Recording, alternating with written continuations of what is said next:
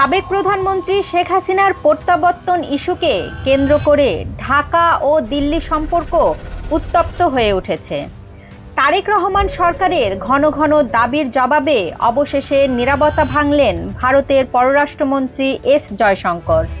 তিনি বললেন, যে কোনো সম্পর্ক টিকিয়ে রাখতে হলে তাকে পারস্পরিক স্বার্থের পরীক্ষায় উত্তীর্ণ হতে হবে।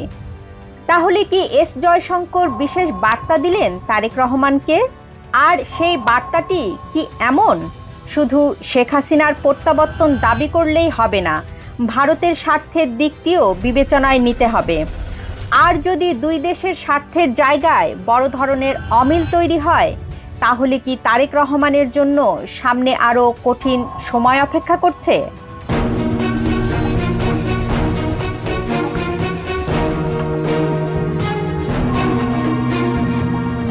ভারতের পররাষ্ট্রমন্ত্রী এস জয়শঙ্কর কি বলেছেন তা গভীরভাবে বিশ্লেষণ করা দরকার। তিনি বলেছেন, যে কোনো সম্পর্ক টিকে থাকতে হলে পারস্পরিক স্বার্থ রক্ষার পরীক্ষায় পাশ করতে হয়। তিনি আরও যোগ করেন, আমি একজন বাস্তববাদী মানুষ। প্রতিবেশীরা শুধু ভারতের স্বার্থে কাজ করবে এমনটা আশা করি না। তবে আমরা যেমন তাদের যুক্তিসঙ্গত স্বার্থকে সম্মান জানাবো, তাদের থেকেও এমনটি প্রতিক্রিয়া আশা করব। জয়শঙ্করের এই বার্তার মূল অর্থ তিনটি। প্রথমত, বাস্তবসম্মত কূটনৈতিক সম্পর্ক। ভারত আবেগ নয়, বরং জাতীয় স্বার্থ ও বাস্তবতার উপর ভিত্তি করে সম্পর্ক এগিয়ে নিতে চায়। দ্বিতীয়ত, উভয়মুখী প্রতিশ্রুতি। নিরাপত্তার দিক থেকে বা আঞ্চলিক স্থিতিশীলতার ক্ষেত্রে ভারত যা প্রত্যাশা করে, বাংলাদেশের কাছ থেকেও সমান সম্মান ও সহযোগিতার আশ্বাস চায়। তৃতীয়ত, কূটনৈতিক ভারসাম্য। রাজনৈতিক পরিবর্তন যাই ঘটুক না কেন, রাষ্ট্রীয় পর্যায়ে অর্থনৈতিক ও ভৌগোলিক পারস্পরিক নির্ভরতা অস্বীকার করার সুযোগ নেই। ভারত ও বাংলাদেশের কূটনৈতিক সম্পর্কের পরবর্তী বড় পরীক্ষা হতে যাচ্ছে আসন্ন ব্রিক্স সম্মেলন। প্রতিবেশী রাষ্ট্র হিসেবে ভারত সরকারের পক্ষ থেকে সম্মেলনের আমন্ত্রণ জানানো হয়েছে। পাশাপাশি দ্বিপাক্ষিক সফরের বিষয়েও আলোচনা চলছে। পিটিআইয়ের প্রতিবেদন অনুযায়ী সফর এবং অন্যান্য বিষয় নিয়ে ঢাকা ও দিল্লি পর্দার আড়ালে আলোচনা চালিয়ে যাচ্ছে। রাজনৈতিক টানাপোড়েন থাকলেও বাস্তবতা হলো, ঢাকা ও দিল্লি একে অপরের ওপর নির্ভরশীল। বাংলাদেশের বিশাল বাজার এবং বিদ্যুৎ জ্বালানি সরবরাহ ব্যবস্থার বড় অংশ ভারতের সঙ্গে যুক্ত। দক্ষিণ এশিয়ায় স্থিতিশীলতা রক্ষা করা উভয় দেশের জন্যই অত্যন্ত জরুরি। উত্তর পূর্ব ভারতের নিরাপত্তার জন্য ঢাকার সহযোগিতা দিল্লির কাছে গুরুত্বপূর্ণ। তাই দুই দেশের নীতি নির্ধারকরা খুব ভালো করে জানেন, বেশি উত্তেজনা কারো জন্যই দীর্ঘমেয়াদে সুবিধাজনক নয়। এস জয়শঙ্করের কথা থেকে পরিষ্কার, ভারত বর্তমান বাস্তবতাকে মেনে নিয়ে এগোতে চায়। তবে শেখ হাসিনাকে ঘিরে দুই দেশের দ্বিমত কিভাবে সমাধান হবে তা নির্ভর করছে আগামী দিনগুলোতে কূটনীতির টেবিল কতটা কার্যকর থাকে তার উপর। আপনার কি মনে হয়, ঢাকা দিল্লি সম্পর্কের এই বড় কি ব্রিক্স সম্মেলনের মাধ্যমে গলবে? জানান আপনার মতামত। ভিডিওটি শেয়ার করুন, লাইক দিন, সম্ভব হলে চ্যানেলটি সাবস্ক্রাইব করুন। এতক্ষণ সঙ্গে থাকা। তারেক রহমান প্রসঙ্গে এই প্রথমবার মুখ খুললেন আমাদের বিদেশমন্ত্রী জয়শঙ্কর। এর আগে কিন্তু তিনি কোনো কথা বলেননি। এতদিন হয়ে গেছে পররাষ্ট্রমন্ত্রী আমাদের, তিনি একটি বাক্যও খরচ করেননি। আজকে গতকালকে তিনি একটি অনুষ্ঠানে সাইড লাইনে কথাবার্তা বলতে গিয়ে তিনি বলেন, তারেক প্রসঙ্গে পরস্পরের স্বার্থে জোর জয়শঙ্কর।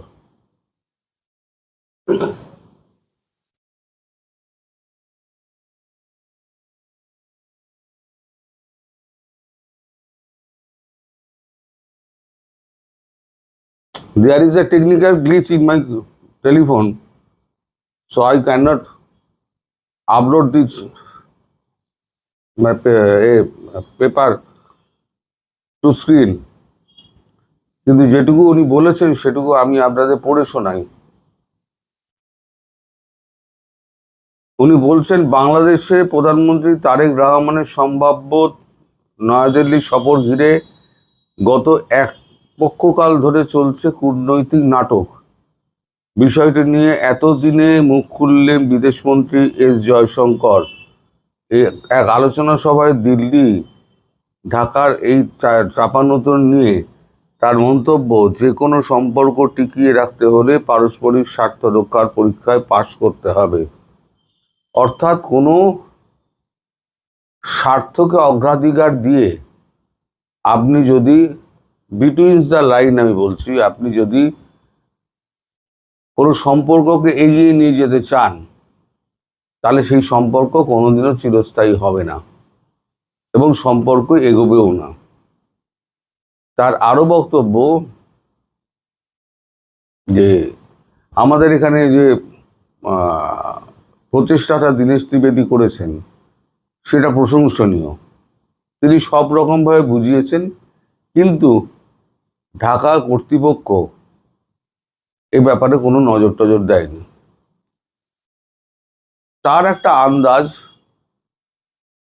যে ইসলামিক দল তারেক রহমানকে আস্থা দিচ্ছে না। এটা নিশ্চয়ই তিনি খবর পেয়েছেন, নইলে তিনি এই কথাটা বলবেন কেন?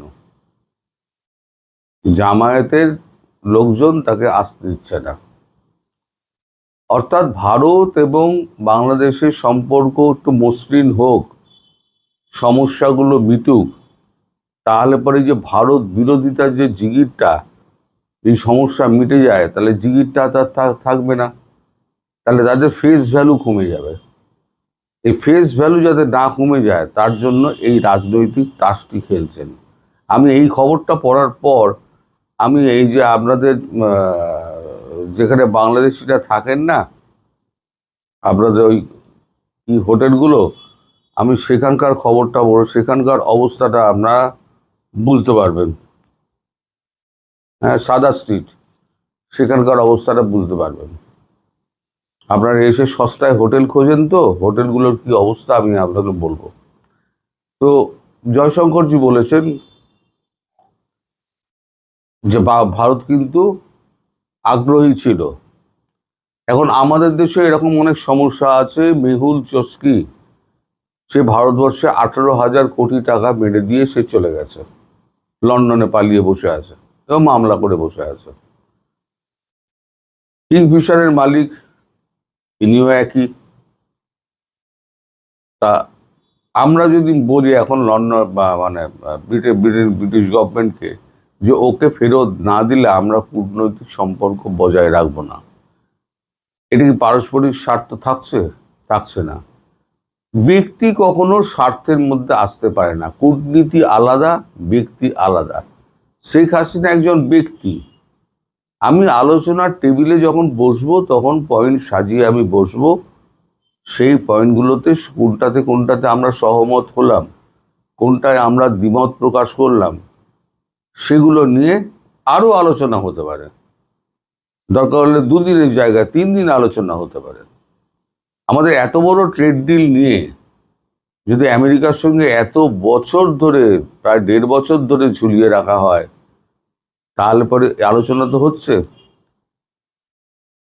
এই গঙ্গা চুক্তি আছে, তারপর আপনার ডিজেল আছে, ট্রান্সশিপমেন্ট আছে, তারপর তুলা রপ্তানি আছে, তারপর বর্ডার ইস্যু রয়েছে, এরকম বহু সমস্যা কিন্তু রয়েছে।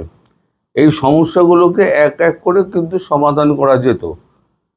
কিন্তু উনি যদি নাই আসেন এবং জামায়াত যদি নাই আসতে দেয়, তাহলে পরে এই সমস্যার সমাধান জীবনে হবে না এবং সম্পর্ক আরো তলানিতে যাবে। এটা হচ্ছে ওনার মোদ্দা বক্তব্য, যেটা আমি তুলে ধরতে পারছি না এখানে। আবার এখানে যেটা আমি আপনাকে বলছিলাম, আপনারা কোথায় থাকেন এসে। আমি একবার একটা এতে গেছিলাম, এটা হোটেলে গেছিলাম একজনের সাথে দেখা করতে গিয়ে আমি দেখি যে হোটেলে আমি মানে দরজাটা খুললো, আমি লাফ দিয়ে খাটে উঠলাম এবং এত অলি গলি, যেখান থেকে বেরোবে একটাই, কোনো এক্সিট রুট নেই, দ্বিতীয় একটাই এক্সিট রুট, সেটা রিসেপশন দিয়ে, যাতে লোক পয়সা না দিয়ে পালাতে না পারে। এটা হচ্ছে ওদের একটা মানে ভ্রান্ত ধারণা, কেউ পয়সা না দিয়ে কেউ চলে যায় না, সবাই পয়সা দিয়ে যায়, এই পয়সা দিয়ে থাকে এবং পয়সাটি মিটিয়ে তারা চলে আসে। দু চারজন হয়তো থাকে এরকম এরকম, তো তার জন্য সমস্ত লোককে বিপদে ফেলা এটাও ঠিক নয়। এখন এটা কি হয়েছে জানেন, 2 কামরার ফ্ল্যাট বদলে 5 ঘরের হোটেল। দেখুন, 2 কামরার ফ্ল্যাটকে ভেঙে 5 কামরার হোটেল। তার মানে আমার এই ফ্ল্যাটটাকে আমি ভেঙে দিলাম, ভেঙে দিয়ে বিভিন্ন দরজা ফরজা করে আমি 5খানা হোটেল 5খানা বেড আমি ফেলে দিলাম। তার মানে কি একই জায়গায় আমি 5টা ঘরের ভাড়া পাচ্ছি। আমাদের এখানে যে আপনার এই পুর দপ্তর আছে না, তারা নাকে সর্ষের তেল দিয়ে ঘুমোয়। যখন এই সমস্ত ঘটনা ঘটে তখন তাদের মানে টনক নড়ে। এখনই এতজন মারা যাওয়ার পর কজন মারা গেছে আমি পড়ছি একটুখানি। কলকাতার যে হোটেলে অগ্নিকাণ্ডে 7 জন বাংলাদেশি সহ 9 জনের প্রাণ চলে গিয়েছে, সেটি আদতে একটি 2 কামরার ফ্ল্যাট। মাপ বড়জোর 750 বর্গ ফুট। তার থেকে আমার ফ্ল্যাট অনেক বড়। সেখানে 750 বর্গ ফুটেই তারা 5টা ঘর করেছে। রবিবার ওই হোটেলের মালিক বীরেশ্বর মিত্রকে আদালতে তোলার সময় উঠে এলো এমনই নানা তথ্য।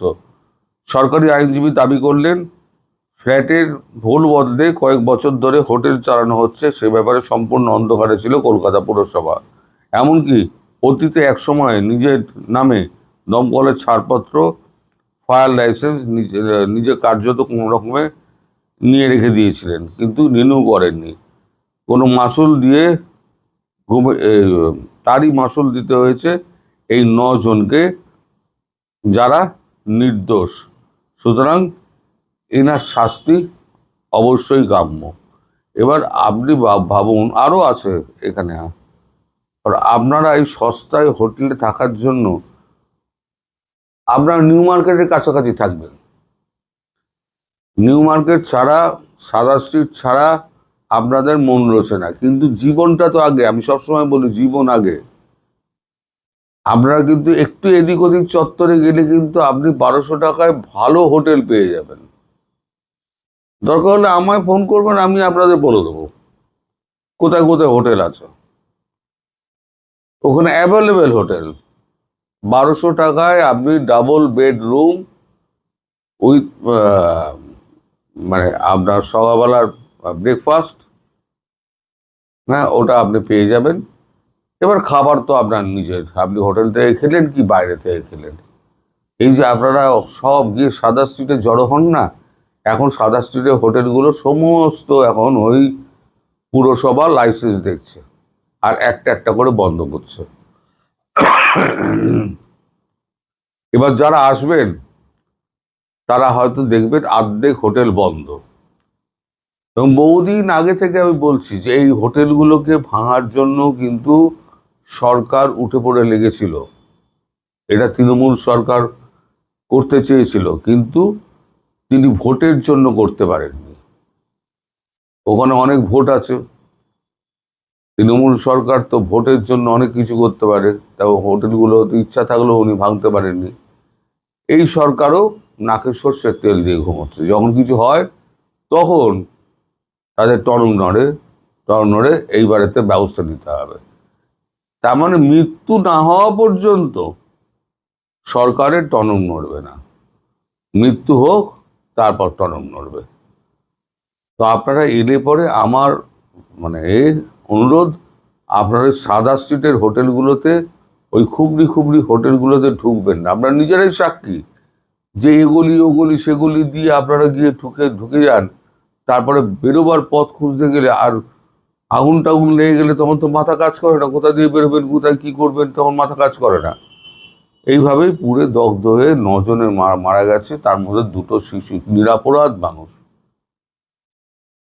এটা হচ্ছে সস্তার জায়গা খুঁজতে গিয়ে এই অবস্থা। আশা করি আপনারা আমার এই মানে অনুরোধটা রাখবেন। আপনারা আশেপাশের হোটেল দেখুন, আমায় ফোন করুন, আমি আপনাদের সাহায্য করব। কিন্তু সাদা স্ট্রিটের হোটেলে যাবেন না। ঘুরতে যান, খেতে যান, সবই কিন্তু আপনার ওয়াকিং ডিস্টেন্সে আছে। সবাইকে নিউ মার্কেটের মধ্যেই থাকতে হবে এমন কোনো মানে নেই। সবাই ভালো থাকবেন, সুস্থ থাকবেন, সাবধানে থাকবেন। নমস্কার।